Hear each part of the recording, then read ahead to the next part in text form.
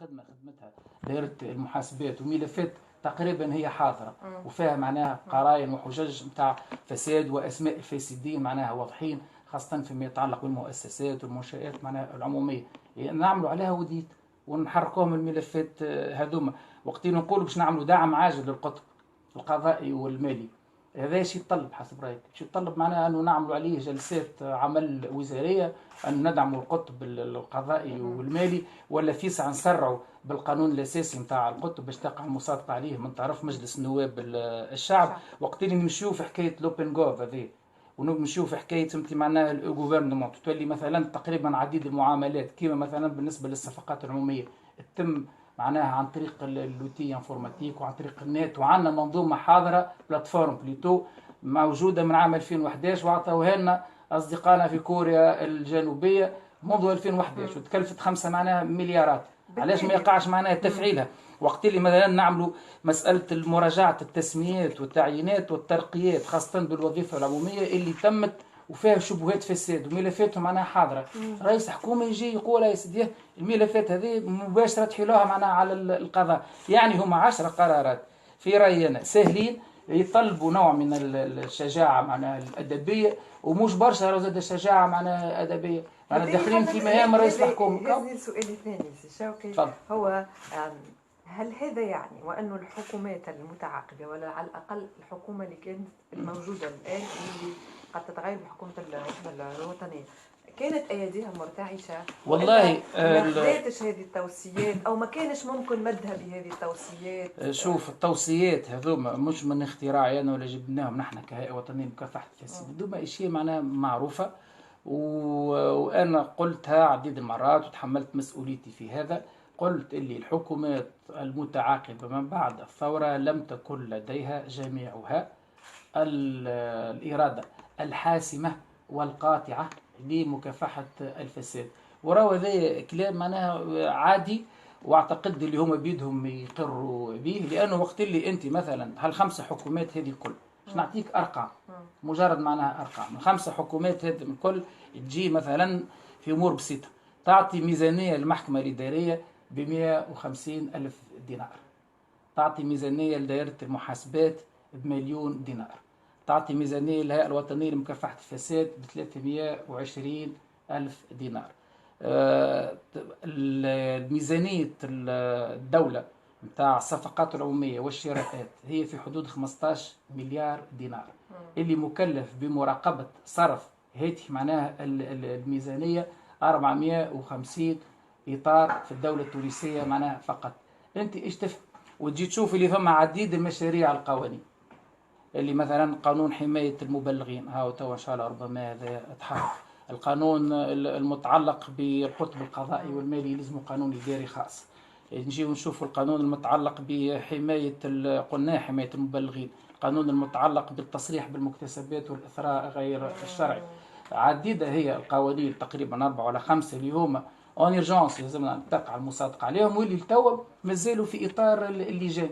انت تفهم اللي ما فماش معناها إرادة، فتنجم يجي راهو رئيس حكومة وهاو توا مثلا سحبيب الصيد اللي ربما هو إلي سور لو ديبار، فهمتني، وانا قبلته 4 ولا 5 معناها مرات كرئيس هيئة وطنية لمكافحة الفساد، وهو اللي اختارني باش انا نكون معناها رئيس لهذه معناها الهيئة، وعاون الراجل بما يقدر لإعانة الهيئة.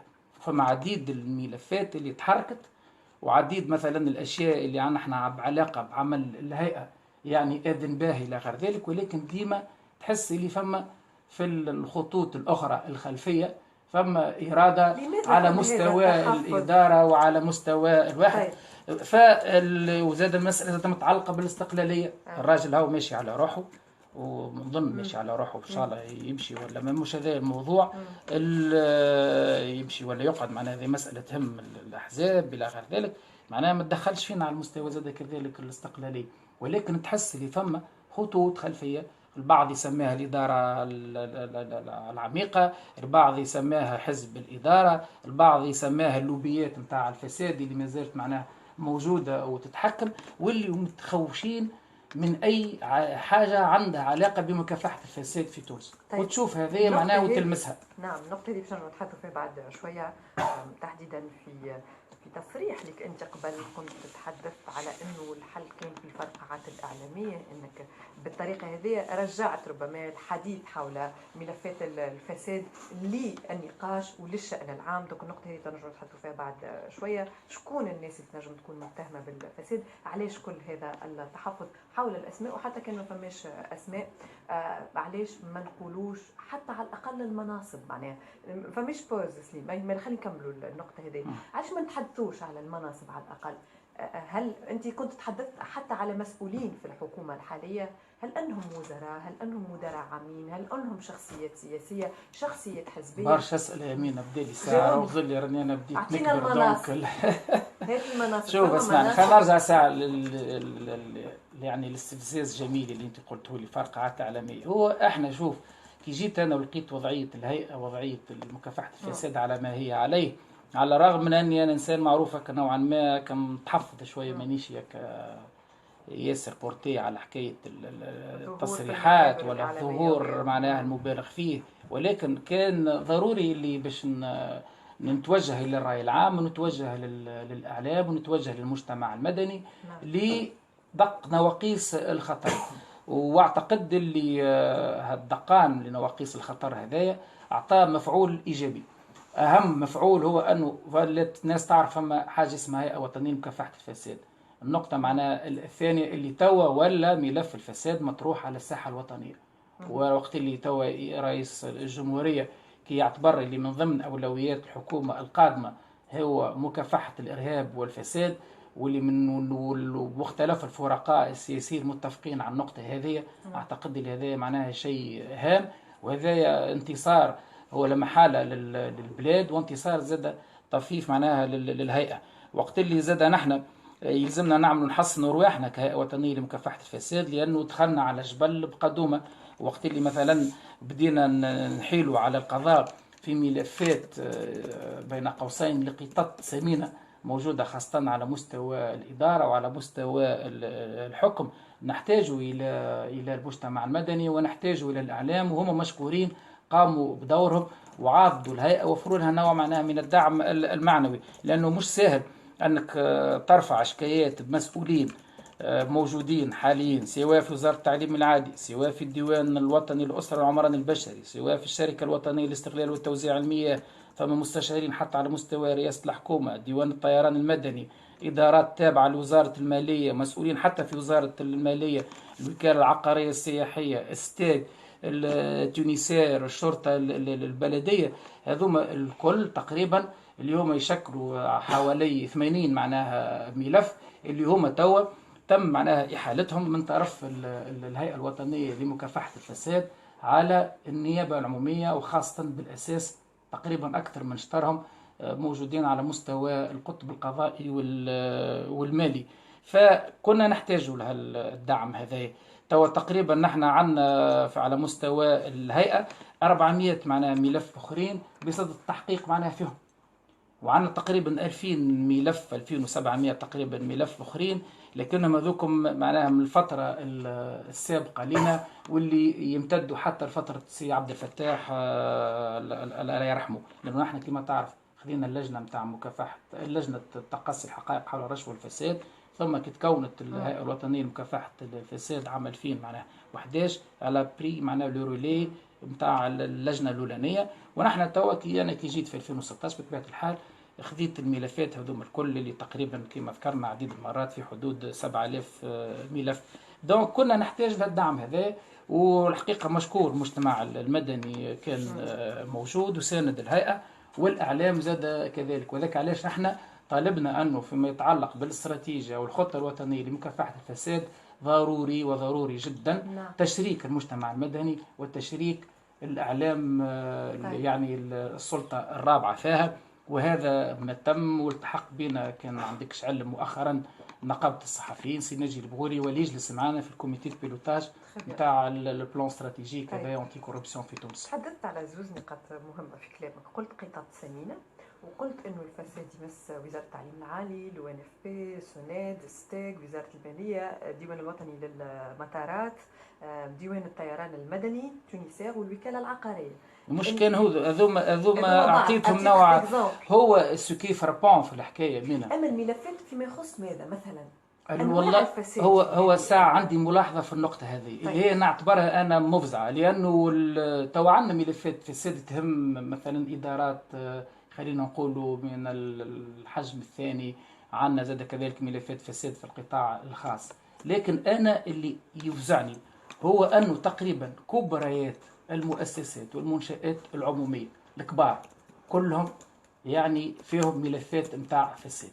يعني وقت اللي انت تلقى ستيك وتلقى السوناد وتلقى التونسير وتلقى فهمتي معناها الثلاثه صناديق اجتماعيه، ثلاثه صناديق معناها الاجتماعيه، وتلقى معناها البنوك زاد كذلك العموميه، وتلقى فهمتي مثلا ديوان الطيران المدني البعض مثلا ما يقدرش مثلا القيمه نتاعو، وتلقى فما ملفات انكور ما نحبش انا زاد باش زاد قطاع الصحه.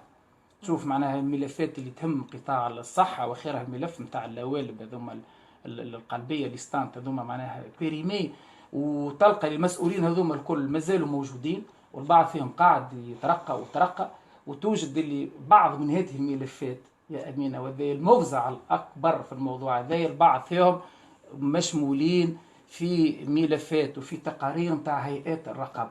يعني أنت هيئات الرقابة على النقائص اللي فيها وعلى المشكله المتعلقه بمساله الاستقلاليه نتاعهم، لانه هيئه الرقابه كما تعرف لوردو دي ميسيون صح فيه الوزير، واللي يقرر من بعد للسو نتاع التقرير هو كذلك معناه الوزير. ونحن هذه فرصه طالبنا ونطالب انه هيئه الرقابه تولي معنا مستقل وتولي موجوده في كور معناها واحد، والكور هذايا ما يعطي فهمتي معناها التقارير وما يحكم فيه حتى حد مستقل، ويعطي تقاريره معناها للبرلمان، وتكون عنده الأهلية باش هو يقرر الميسيون نتاعو فين، وهو يقرر انه الميسيون نتاعو من بعد فهمتي يهزها للنيابة ولا يهزها للمكلف العام ولا اللي هو ولا يبعثها لهيئة مكافحة الفساد.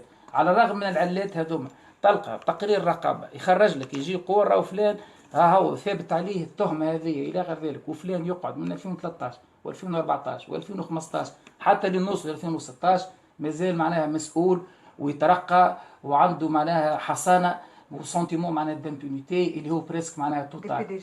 تلقى دي بي دي جي، تلقى مسؤولين، تلقى فبالتالي نحن هذا اللي يخوف، لانه مورطين في حكايه الانتدابات، مورطين معناها فما ناس معناها فما شكون انت دب 40 من قريبه. تو تخيل انت ولي واحد مسؤول انت دب 40 يا رسول الله، 40 فما مسؤول دخل 40 واحد من عائلته في مؤسسه معناها عموميه، 40 لا واحد لا اثنين لا ثلاثه 40 اي بطبيعه الحال، واخو زعبلات قانونيه ويعني وكستيرا. وحكايه زاد مساله الصفقات والشراءات معناها العموميه ذكرناها هذه، يعني الناس معناها اكلي ناس بطبيعه الحال ما دام اذا كان هو قعد تو يجيك تقرير رقابه يقول لك راهو عندنا في المؤسسه الفلتانيه فلان وهو كيفاش وبالفيرمون وبالنسخ نتاع اللي شاك، ومن بعد يقعد معناها المسؤول هذايا ويقعد عنده. فاحنا شوقت معناها مسؤول ماخذ شيكات ولا فلوس وتحويلات ثابت عليه، تحويلات من الخارج، صفقه عموميه تحويلات. لا هذايا مثلا، لا هذايا الكال نحكي لك عليه، هذايا ذكرته اعتقد مره ولا اثنين، ومن بعد اكتشفنا اللي هو معناها هذا يهم مثلا وزاره التعليم العالي. تلقى معناها مسؤول يجي يعمل لك جمعيه بجنب المؤسسه اللي هو مسؤول عليها، والجمعيه هذيك الموارد اللي نورمالمون تجي من الخارج للمؤسسه اللي هو مسؤول عليها تجي للجمعيه هذيك اللي هو رئيسها والكاتب معاه من اللي معاه في المؤسسه هو معناها من المال وزوجته الى غير ذلك معناها، والفلوس هذيك بطبيعه الحال بما انها داخله للجمعيه يتصرفوا فيها معناها هم. في بالنا فما حاله استثنائيه بعد نلقاها حاله واثنين وثلاثه معناها واربعه، لين ولات كأنه نوع من البراتيك. ماك تعرف الناس تحكي والناس تشوف ايش تولي ما يقول لك هي اعمل كيف هكاك، اعمل كيف عمل لفلان، هانو حاط جمعيه والجمعيه هذيك تصب لها معناها الفلوس، طريقه للاثراء، يعني طريقه للاثراء الصفقات العموميه. يعني فنحن اللي الانتدابات انا ذكرت لك، اعطيتك عديد الامثله. اشياء اخرى من انواع اخرى من الفساد موجوده في هذه المؤسسات. هي التلاعب بالمناظرات، يتلعب لك معناها بمناظره باش هكاك تبدا الامور في اطار ظاهريا في اطار معناها الشفافيه.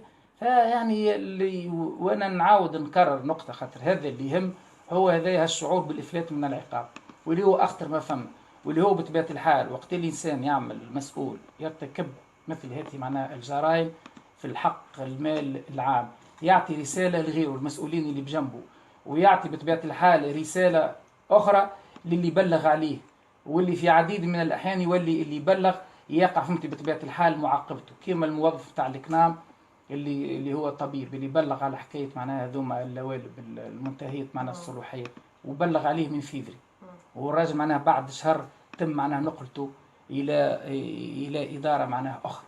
شنو هو الرساله اللي هاي كشكيت، هاي سيدي هاي كشكيت، هاو تو باش نحطوك في بقعه اخرى، يمشي معناها يحطوه في الفريكو، والراجل خايف حتى ما ينجمش حتى يرد على التليفونات ولا حتى، ونحن لما حالها نتوجه له هنا بتحيه من غير ما نجمش بطبيعه الحال نسميه ونقول له رانا وجهنا لك معناها مراسله في البيرو دوردر نتاع الكنام باش تجي ونسمعوك في الهيئه، برغم اللي عندنا كل المعطيات المتعلقه بهذا معناها الملف.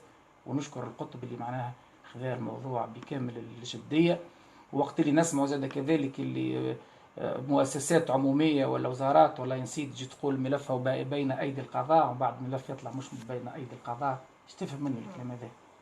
اللي فما حمايه، اللي فما معناها حمايه، فما حمايه وفما ناس، فما ناس وفما دي زونجو دوردر فينانسيي، وقت اللي تعرف اللي انت هذا اللولب يسوى يشريوه ب$50 ويكلفوه على الكنام ب 2500 معناها دينار، واللي الموضوع ماهوش استثناء، والموضوع معناها ستيون براتيك موجوده تقريبا في 5 ولا 6 معناها مساحات. بالتالي ايش تولي معناها يصيبك نوع من الفزع والاحباط، ولكن ان شاء الله نحن معناها واقفين لبلادنا، وواقفين المستقبل اولادنا معناها وبناتنا، لانه نحن كانوا ولينا تو ما عادش نحكيو على الحاضر، نحاولوا باش نبنيو للمستقبل، وان شاء الله ربي معناها يحفظ معناها تونس. مورطه في قضايا فساد. ايش تقصد انت بشخصيات سياسيه؟ شخصيات سياسيه وحزبيه على الاقل، يعني لانه وقت اللي تحدثت انت على بعض المسؤولين الموجودين حاليا في السلطه، برشا ناس تحدثت على ربما وزراء، هذاك علاش اليوم سالتك قلت لك تتحدث على مدراء عامين، والا تتحدث على نحن اعلى. نحن بالنسبه نجم نحكي كان على الملفات اللي احنا حلناها للقضاء، لانه فما ملفات اللي هي بصدد التحقيق تكون فيهم معناها شبهات الى ذلك، ونجم في الاخير نحن انفسنا كهيئه نعملوا فيها قرار نتاع حفظ لانه ما توفرتش فيها القرائن ولا الحجج. لازم نحكي عن الملفات اللي حلناهم للقضاء، وفي هذا معناها الاطار بطبيعه الحال من غير ما ندخل في التفاصيل، اعلى رتبه هم الناس مستشارين في رئاسه الحكومه. مستشارين في رئاسه الحكومه الحاليه متهمون بالفساد. يعني نحن عندنا معناها فيهم فما ملف متعلق بحكايه الانتدابات، فما الملف الاخر متعلق بالصفقات العموميه وتضارب مصالح فيهم. يخص كتاب لا مش مستشارين سامحني في الحكومه الحاليه. طيب قداش من ملف؟ هم قداش من ملف؟ معناها قداش من شخص معني بهذه الملفات؟ لا هذوما اللي قلت لك فما زوز ملفات، فما زوز مستشارين فقط. طيب زوز مستشارين. طيب ان شاء الله نطلعوا غلطين. داكور. في حديث على الوثائق وعلى الملفات اتسيتيرا، نحسه كأنه موضوع أو ملف وثائق بنما اللي كنتوا تحدثتوا عليه قبل وقلتوا وأنه باش تحاولوا تخدموا في هذا المجال من خلال بعث لجنة تحقيق. هل بالفعل كان فما لجنة تحقيق؟ وهل نجمتوا تحققوا في هذه الوثائق، وإلا كأنه بالوضع السياسي الحالي ما عادش حكينا على هذه؟ شوف نحن ما عندنا حتى علاقة بالوضع السياسي الحالي ولا الماضي ولا القدام، نقوم بمهامنا إلى غير ذلك. جاء ملف بنما كونا فيه لجنة معناها تحقيق وبدينا في أشغالنا، واستمعنا إلى بعض الشخصيات المشمولة بهذا الملف. جاتنا مراسلة من السيد عميد قضاة التحقيق بالقطب اللي هو مكلف بهذا معناها الملف، تقريبا بعد أسبوعين من بداية تعهد الهيئة. المراسلة ايش فيها؟ طلب منا أنه نمدوه بالمعطيات بطبيعة الحال، وهذا أمر معناها عادي، علمنا اللي هو متعهد بالملف. وطلب زاد كذلك أنه نطلبوا من فريق التحقيق أو التقصي، خاطر نحن عندنا فريق تقصي، أنه ما ينشر حتى شيء خاصة عن طريق نوع من التنبيه، معناها التحذير بليتو، باش ما يقعش نشر أي معطيات في وسائل الإعلام، لأن الملف كان ميدياتيزي. أنا بطبيعة الحال كي تم إعلامي لي فما تعهد قضائي بالملف، وليت توجهت له معناها مراسلة، وجهت له المعطيات اللي عندي والوثائق معناها اللي عندي والسماعات والمحاضر، وقلت له معناها بطبيعة الحال أن نعتبر نفسي متخلي على الملف هذا، لأنه فيه معناها تعهد معناها قضائي، وبطبيعة الحال أي معطيات باش تورد علينا سنوجهها إلى السيد معناها عميد قضاة التحقيق بالقطب القضائي والمالي اللي هو متعهد بالملف، واللي هو ما طلبش منا على فكرة باش نتخلوا. طيب. كما طلب من اللجنة البرلمانية. علاقتكم بوزارة الوظيفة العمومية والحوكمة ومكافحة الفساد؟ لأن كان ليك حوار وكي سألوك على شخصية السيد كمال العيادي قلت عسلامة يا جارتي في دارك وانا في داري، في حين انه بعض والله انا ما نحبش شوف بيجي قايد السبسي تعاملت معه وكان معناها شد على ايديا السيد حبيب السيد، معناها كانت مجموعه من الاسماء ومن بينهم هو فيها هو قلت هو شوف هو وقتها كانت هو وقت هذاك الحوار بتاع الشروق كان تحت تأثير حوار هو قام به سي كمال العيادي اللي تجمعني به بطبيعة الحال على مستوى الشخصي معناها علاقة طيبة. وقتها هو عمل الحوار عندكم هنا في نفس معناها الحصة، وانا الحقيقة ما عجبنيش برشا كلامي اللي قالوا وقتها في الهيئة وقالوا معناها في شخصي، ولكن نحن وقتها أول ما تم تسميته، وتقريبا هو تم تسميته بالتزامن مع تسميتي، تعاوننا معناها معاه، وتوا بون العلاقة رجعت معناها عادية، وقاعدين نتعاونوا مع وزارته كما يقتضيه القانون ومصلحة معناها البلاد. وابريتو نحن معركة هي واحدة. لا لا لا لا لا لا لا ما فماش، لأنه باش نفسر لك علاش ما فماش ريفاليتي. أول شيء احنا نؤمنوا واعتقده زاد كذلك هذا راي وقاله لي اللي مكافحة الفساد تتطلب تضافر كل الجهود، واحنا لحد الآن وهذا شيء متفقين عليه ماناش حاطين الجهود الكافية لمكافحة معناها الفساد. فبالتالي أنه تكون وزارة وتكون هيئة ويكون مجتمع مدني ويكون إعلام وتكون فما حتى لجان أخرى إلى غير ذلك، هذا وزاد نفس الشيء الدور متاع القضاء والدور متاع هيئات الرقابة، هذا من الكل على الرغم من المجهودات اللي قاعدين يقوموا بها وعلى الرغم من الإمكانيات الطفيفة اللي عندهم غير كافية. فبالتالي نحن ماذا بينا يقع أكثر تدعيم الجهود هذه الكل. النقطة الثانية هما كوزارة ما يقوموش بعمل التقصي نقوموا بها نحن فيما يتعلق بملفات الفساد، هما حتى الملفات اللي ترد عليهم كوزارة يحيلوها لنا للهيئة، وإلى اليوم تقريبا مئات الملفات حيلوها لنا، هما دورهم يعني نوع من خاطر ذاك علاش اسمها وزارة الوظيفة العمومية والإصلاح الإداري والحوكمة ومكافحة معناها الفساد، أنهم يدعموا الحوكمة ويدعموا سياسات مكافحة الفساد في إطار إصلاح معناها الإدارة، في إطار تنظيم الوظيفة العمومية. واضح. خلينا نختم معاك على اعتبارك عميد سابق للمحامين على الانتخابات الأخيرة في سلك المحامين وعلى الاسم الجديد والعميد الجديد للمحامين.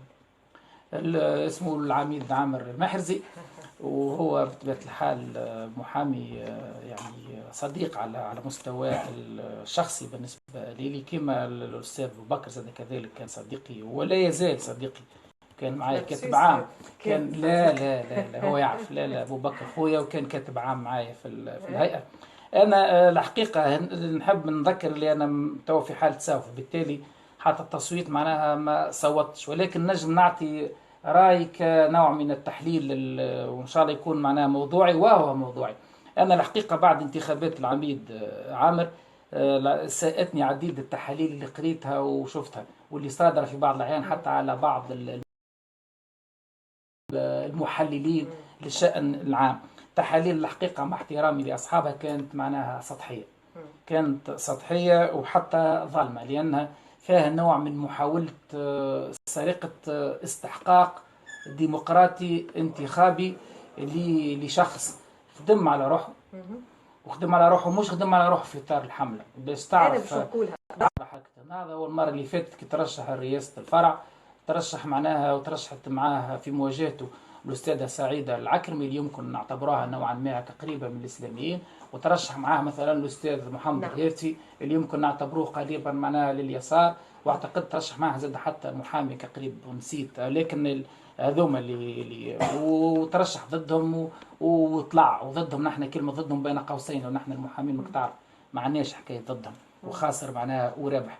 ولا رئيس فرع خدم على روحه في المنظمه نتاعو كرئيس فرع، ووقت اللي ترشح معناها للعماده الخدمه هذيك، وهنا ما نحبش ندخل في التفاصيل ايش خدم واش عمل، كيفاش كان قريب للمحامين، كيفاش ركز على التكوين، وكيفاش ركز على يعني خاصه المحامين الشبان ومستقبلهم الى غير ذلك. تم انتخابه من الدور الاول. تعرف معنى الدور الاول؟ هذه حاجه تقع مره كل 20 سنه، فهمتي؟ فتم انتخابه. ونعطيك مثال اخر اللي يوري اللي هو خدمته، هو خدمه الفرع نتاعو كانت معناها هي اللي اعطت النتيجه نتاعها.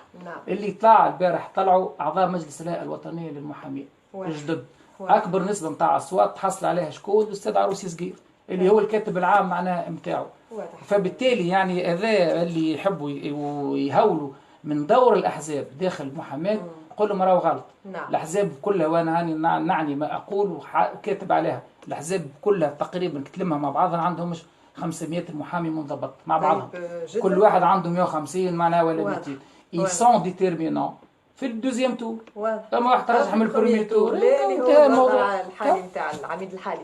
شكرا لك سي جاقي طبيب رئيس الهيئه التونسيه لمكافحه الوطنيه وهي تونسيه الوطنيه يعطيك الصحه. امين وبارك الله فيك. شكرا لك على قبول الدعوه. شكرا معنا بعد شويه السيد مع السينما راجعين تو سويت. مرحبا.